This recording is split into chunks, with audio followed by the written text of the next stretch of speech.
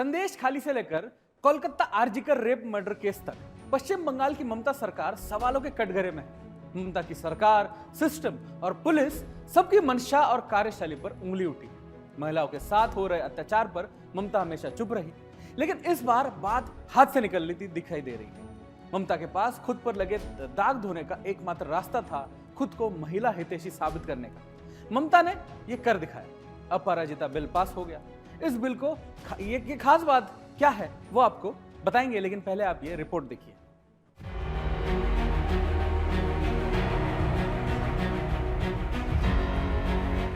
Narendra Modi RG का rape murder case में एक तरफ बंगाल में ममता के नेता डॉक्टरों को कसाई कह रहे हैं, आंदोलन खत्म करने के लिए खुलकर धमकी दे रहे हैं, तो दूसरी तरफ सीएम ममता रेप आरोपियों को कड़ी सजा दिलाने वाला बिल पास करवा रही हैं। बंगाल विधानसभा में आज खूब गर्मागर्मी दिखाई दी। ममता ने बिल पेश किया, बिल पास भी हुआ, लेकिन ममता की फ्रस्ट्रेशन कम नहीं हुई। यह गुस्सा सदन में भी दिखा। ममता ने गुस्से में प्रधानमंत्री का इस्तीफा तक मांगा। नरेंद्र मोदी लेकिन मूल सवाल महिलाओं की सुरक्षा का है, जिस पर 3 सितंबर 2024 को बंगाल विधानसभा में दुष्कर्म विरोधी विधेयक को सर्वसम्मति से पारित कर दिया गया। इस विधेयक के तहत दुष्कर्म और पीड़िता की हत्या के दोषियों को फांसी की सजा तक का प्रावधान है। इसके अलावा दुष्कर्म और सामूहिक दुष्कर्म के दोषियों को बिना जमानत के आजीवन कारावास की सजा भी सुनिश्चित की जाएगी। मुख्यमंत्री ममता बनर्जी ने विधेयक को ऐतिहासिक बताते हुए कहा कि दुष्कर्म के दोषियों को सख्त सजा मिलनी चाहिए। उन्होंने विधानसभा में विधेयक पर चर्चा के दौरान कहा कि राज्य सरकार महिलाओं और बच्चों की सुरक्षा को लेकर संजीदा है।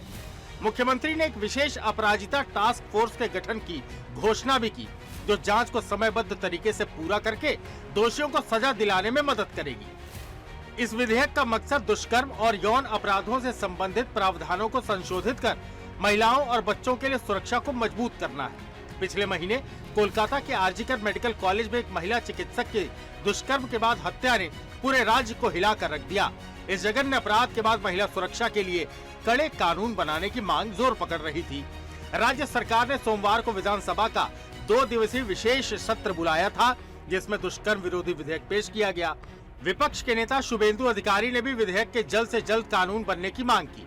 कोलकाता के आरजीकर मेडिकल कॉलेज के पूर्व प्राचार्य संदीप घोष को इधर सीबीआई ने गिरफ्तार कर लिया है।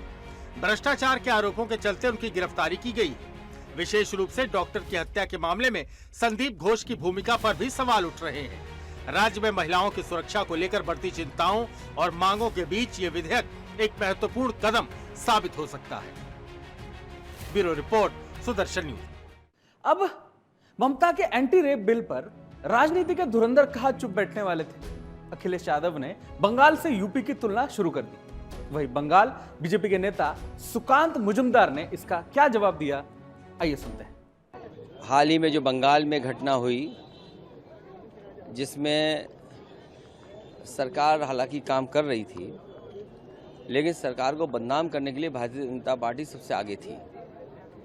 और उस समय जब ये आंदोलन बंगाल में कर रहे थे, उत्तर प्रदेश में आप जानते होंगे कई घटनाएं हुई हैं। कन्नौज, जहां एक बेटी को फांसी पर लटकना पड़ा, फरक्काबाद में, गोरखपुर जो मुख्यमंत्री का खुद गृह जनपद है। इसी तरह प्रदेश में जगह जगह सूचना मिल रही है और जो आंकड़े बताते हैं उसमें उत्तर प्रदेश सबसे आगे है। महिलाएं जिसमें उत्पीड़न हो रहा है, उनके साथ अन्याय हो रहा है। ममता बनर्जी ड्रामाबाजी कर रहे हैं और गैलरी शो कर रहे हैं। इसलिए ये जो लेजिस्लेशन उन्होंने लाए हैं, ये लेजिस्लेशन पूरी तरीके से असंवैधानिक है, क्योंकि भारत का संविधान बता रहा है, बाबा साहेब अम्बेडकर द्वारा तैयार किया गया संविधान बता रहा है कि अगर किसी चीज पे ऊपर स्टेट गवर्नमेंट और केंद्र सरकार दोनों लॉ लाते हैं, यानी लेजिस्लेशन आते हैं, बिल लाते हैं, तो केंद्र का आईन या लॉ प्रिवेल करेगा। ऑलरेडी न्याय संहिता के ऊपर न्याय संहिता है जो इम्प्लीमेंट भी हो चुका है और जिसमें डेथ सेंटेंस का भी प्रावधान है। तो ममता बनर्जी की ये जो उन्होंने लॉ लाए, ये पूरी तरीके से ड्रामाबाजी है। एक तरफ ममता की एंटी रेप बिल लाकर डैमेज कंट्रोल में जुटी है, दूसरी तरफ उनके अपने ही नेता उनकी छवि पर पलीता लगाने में जुटे हैं। डॉक्टर बेटी के लिए इंसाफ मांगने के लिए सड़क पर उतरकर हुंकार भरने वाले डॉक्टरों को ममता के नेता धमका रहे हैं, तो कोई डॉक्टर को कसाई कह रहा है। टीएमसी के इस दोहरे चेहरे को देखिए।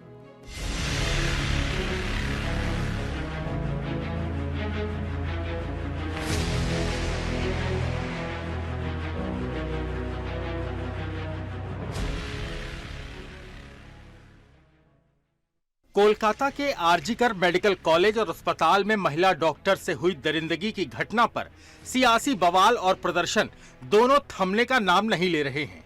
डॉक्टरों के प्रदर्शन के चलते टीएमसी के कई नेताओं पर लगातार उन्हें डॉक्टरों और प्रदर्शनकारियों को धमकाने के आरोप भी लगे हैं।